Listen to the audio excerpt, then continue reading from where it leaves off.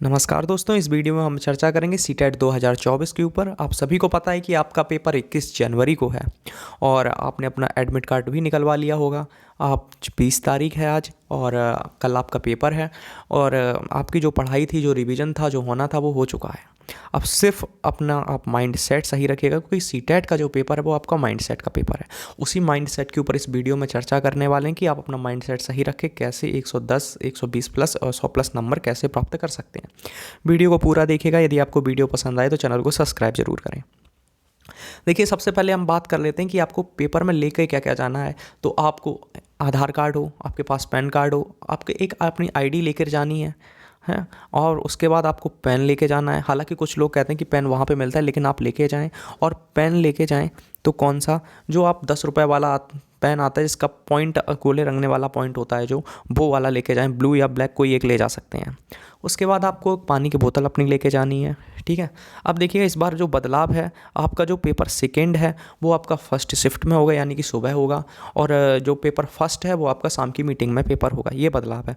अब देखिएगा, main point हमारा कि तुक्का कैसे लगाएं। हालांकि तुक्का लगाने के लिए भी अकल चाहिए होती है। तुक्का वही लगा सकते हैं जो कुछ पढ़े होंगे, समझिएगा। अब देखिएगा कि सबसे पहले आपको ये याद रखना है कि आपका दिमाग एकदम सही होना चाहिए। आपका परेशान नहीं होना है। कोई आंसर नहीं आ रहा है, कोई क्वेश्चन नहीं आ रहा है तो परेशान नहीं होना है।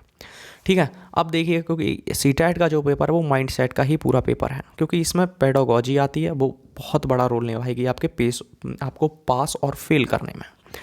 अब देखिएगा, इसमें जो आपका यह पेपर है, आपको सबसे पहले आप पूरे एक साथ पेपर पूरा सॉल्व नहीं करना है। आपको एक साथ पूरा पेपर हल नहीं करना है। सबसे पहले आप वो क्वेश्चन हल करेंगे जो आपको आ रहे हैं, और जो नहीं आ रहे हैं उन्हें छोड़ते जाएंगे। अपना उन पे गोला लगाते जाएंगे, या अपना कोई भी मार्क आपको जो लगाना है उन पे लगाते जाएंगे।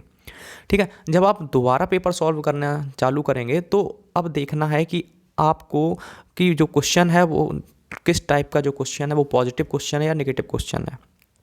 क्योंकि आपने पॉजिटिव वर्ड और नेगेटिव वर्ड भी पढ़े होंगे, आपने टैग वर्ड भी पढ़े होंगे, कुछ इस प्रकार के शब्द भी पढ़े होंगे। ठीक है।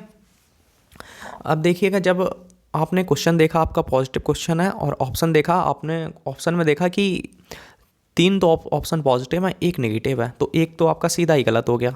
जब 3 पॉजिटिव, उसमें भी ये देखना है कि क्वेश्चन के अकॉर्डिंग सबसे ज़्यादा परफेक्ट आंसर कौन सा है, सबसे ज़्यादा बेस्ट आंसर कौन सा है, उसके ऊपर टिक करना है। जैसे कुछ बातें याद रखिए कि सीटेट में कभी बच्चा गलत नहीं हो सकता। बच्चे को अगर समझ में नहीं आ रहा है तो आपकी जो पढ़ाने का तरीका है, जो आपकी शिक्षण विधियाँ यूज़ कर रहे हैं, जो मेथड आप यूज़ कर रहे हैं वो गलत है। ठीक है। बच्चा कभी गलत नहीं हो सकता। बच्चा स्वतंत्र रहेगा, बच्चे को आप पीट नहीं सकते।